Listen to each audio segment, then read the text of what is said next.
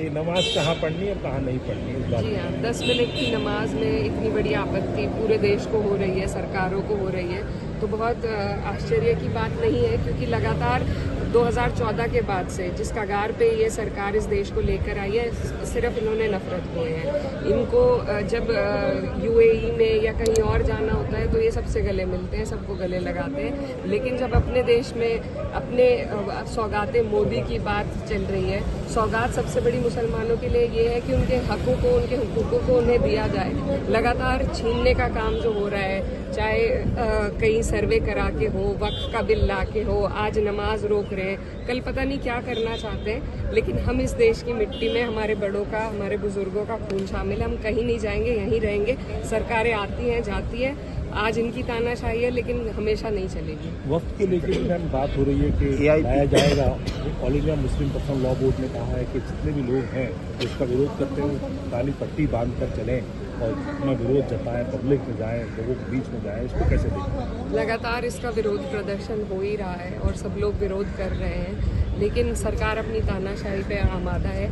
लेकिन हमें देखिए अब क्या किस तरीके से लेकर आते हैं। हम लोग पूरी तरीके से अपोज तो करेंगे, लेकिन इसी तरीके से सारे हक छीन कर आपको एक पैकेट पकड़ाया जा रहा है सौगात देने के रूप में, तो ये इनकी जो दोहरी पॉलिसी है उसको दर्शाता है, और इन लोग ऐसे लोगों का राज लंबे टाइम तक नहीं चलता है। जयंत चौधरी भी मैम कह रहे हैं, जयंत चौधरी कह रहे हैं कि ये गलत है और ये ओवर पुलिसिंग है।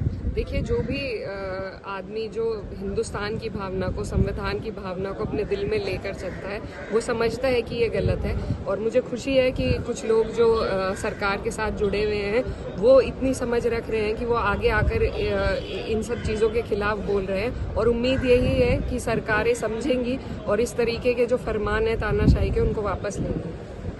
तब हाथ जोड़कर थोड़ी कोई शांति रहता, कड़े कानून बनाए जाते हैं, उसके नियम बनाए जाते हैं, तभी शांति है, शांति बहाल की जाती है।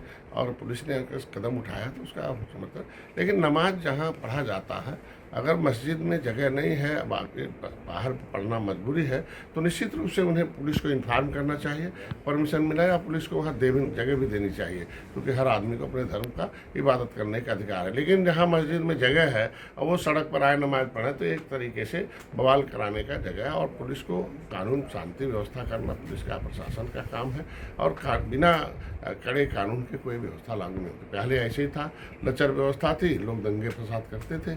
अब कड़े कानून की वजह से आज दंगा शांति हो गई। हर आदमी, हर धार्मिक व्यक्ति शांति चाहता है और एकता प्रेम चाहता है। हमको लगता है कि एकता और प्रेम के साथ मनाएंगे, ईद हम लोग शुभकामनाएं देता हूँ। कुछ लोग, खासतौर समाजवादी पार्टी, मुस्लिम तुष्टीकरण में मुस्लिम समाज के लोगों को गुमराह कर देना चाहती है।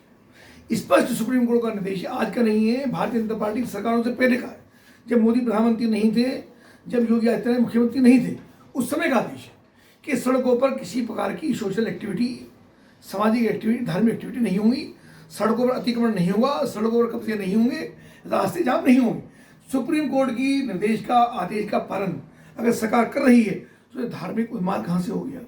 लोग बहाने ढूंढ रहे हैं मुसलमानों को उकसाने का, और मुसलमानों को उकसा करके जो एक सांप्रदायिक सद्भाव पूरे प्रदेश के अंदर चल रहा है। 8 वर्ष श्री योगी आदित्यनाथ सरकार को हो गए, 10 वर्ष श्री नरेंद्र मोदी को प्रधानमंत्री बने हो गए। एक पूरे हिंदुस्तान में, पूरे प्रदेश के अंदर एक सार्वजनिक सद्भाव, सामाजिक सद्भाव बना है। कोई दंगा, झगड़ा, आपस का विवाद अगर नहीं हो रहा है तो समाजवादी पार्टी इसको सहन नहीं कर पा रही, उसको मुद्दा नहीं मिल रहा है। लगातार चुनाव में जो भी चुनाव आदमी को हार मिलने का होता है, तो मुसलमानों को किसी ना किसी रूप में उकसा करके, खासतौर त्योहारों पर उनको उद्धृत करके और सड़कों पर लाना चाहती है। मुसलमान शांत है, अपने त्यौहार, चाहे दीपावली हो, चाहे विजयदशमी हो, चाहे दशहरा हो, चाहे ईद हो, सब लोग अपने त्यौहार पर प्रसन्नतापूर्वक बना रहे हैं। मुस्लिम भी अपनी प्रसन्नतापूर्वक अपनी नमाज पढ़ रहे हैं, मुसलमान नहीं बोल रहे हैं, केवल समाजवादी पार्टी बोल रही है, और जो अनुशासनहीनता करेगा उस पर कार्रवाई। लेकिन सर, समाजवादी पार्टी हो या कांग्रेस हो, वो सब तो ये कह रहे हैं ना कि आपकी सरकार जो है वो लगातार मुसलमानों को दबाने का प्रयास कर रही है, उनको हमारी सरकार केवल कानून का पालन कर रही है। समाजवादी पार्टी में, कांग्रेसी सरकारों में कानून का पालन नहीं होता था। पहले सरकारें चलती थी, गुंडागर्दी चरम सीमा पर थी, गुंडे, माफिया, जमीन कब्जाने वाले लोग, बराबर में डीजी कौन होगा, डीजीपी कौन होगा, एसपी कौन होगा, डीएम कौन होगा, ये तय किया करते थे। आज वो माहौल खत्म हो गया है। कानून का शासन प्रदेश के अंदर, देश के अंदर चल रहा है। और ये परेशानी खासतौर से समाजवादी पार्टी को और देश के अंदर कांग्रेस को इस बात की बहुत परेशानी है कि कानून का पालन उसी पुलिस से, उन्हीं प्रशासनिक अधिकारियों से ये कानून का पालन कैसे करा पा रहे, ये परेशानी समाजवादी पार्टी को। सर, इसके साथ साथ राणा सांगा विवाद की अगर बात करें तो रामजीलाल सुमन ने एक संसद के अंदर बयान दिया, उसके बाद में जो है वो करणी सेना ने उनके घर पर आगरा में तोड़फोड़ कर दी। लेकिन समाजवादी पार्टी ये कह रही है कि एक दलित सांसद को लगातार बहुत ही शर्मनाक है, बहुत ही निंदनीय है। रामजीलाल सुमन पार्लियामेंट के अंदर बोलते हैं तो क्या वो दलित है क्या? पार्लियामेंट में पार्लियामेंट के सदस्य होने के नाते उनको बोलने का अधिकार है और इसी नाते उनको बोलने की स्वीकृति प्रदान की गई। जो स्वीकृति हुई है तो उन्होंने ये बोला क्या कि वैसा मैं दलित हूँ इसलिए मुझको बोलने का अधिकार दिया गया। राणा सांगा पर टिप्पणी करने का, निंदा करने का अधिकार उन्होंने किसने दिया? क्या कोई दलित नेता इसलिए राणा सांगा पर टिप्पणी करेगा क्या? उन्होंने जिस प्रकार से उनकी भर्त्सना की, जैसे एक वर्ग को, एक समाज को उन्होंने राजद्रोही बताने का काम किया, निश्चित रूप से पूरे देश में उनकी निंदा हो रही है, पूरे देश में उनकी भर्त्सना हो रही है। और समाजवादी पार्टी का चेहरा, मुखौटा ये सारी दुनिया के सामने, पूरे हिंदुस्तान के सामने स्पष्ट हो गया है। स्वयं अखिलेश यादव जो राष्ट्रीय अध्यक्ष हैं समाजवादी पार्टी के, उन्होंने भी जिन्ना की प्रशंसा करने का काम किया। जिन्ना की प्रशंसा कर जिन्नों को महिमामंडित करते हैं, इनके प्रतिनिधि, इनके विधायक औरंगजेब को महिमामंडित करते हैं, इनके सांसद राणा सांगा को निंदा करते हैं। तो इस पर चेहरा हो गया ये इनका एनडीए सबका एक जैसा है। राजद्रोही का सम्मान करना, राजभक्तों का अपमान करना, ये इनके डीएनए में। देश देख रहा है, जनता देख रही है, जनता इनको बख्शने वाली है। और केवल एक एजेंडा इनका कि मुस्लिम तुष्टिकरण। मुस्लिम कैसे प्रसन्न हों? मुस्लिम प्रसन्न नहीं होंगे, मुस्लिम को धिक्कार चुके, नकार चुके। अगर नहीं नकारे होते तो ये सरकार में होते, एजेंडा इनको डिक्लेयर कर चुके। लेकिन मायावती तो कह रही हैं कि समाजवादी पार्टी इतना ही दलित का ख्याल रखती है तो गेस्ट हाउस कांड की भी याद कर ले। निश्चित रूप से हम सबके लिए एक नारी का अपमान, और विशेष रूप से दलित मुख्यमंत्री का कितना बड़ा दायित्व होता है, उसमें भी दलित नेता, उनका जिस प्रकार से उन्होंने गेस्ट हाउस कांड पे जाकर के उनके साथ बेहद अपमानित करने का काम किया, इससे ज़्यादा खराब शब्द में कैमरे बोल नहीं सकता। और समाजवादी का चेहरा उससे भी सामने आया।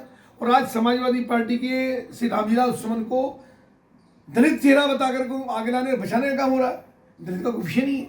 यानी तुम देश भक्तों के ऊपर टिप्पणी करोगे और दलित नेता बता करके उनको बचाने का काम करोगे, ये जनता भी जानती है, ये देश का दलित समाज भी जानता है, और समाज के सब लोग जानते हैं कि रामजीलाल सुमन ने एक पूरे राष्ट्रभक्तों के ऊपर, देश के प्रति समर्पित रहने वाले लोगों के ऊपर, राष्ट्र के जिन्होंने बलिदान किया, संघर्ष किया, उन लोगों के ऊपर टिप्पणी करके अपना चुखौड़ा, अपना मुखौटा स्पष्ट करने का काम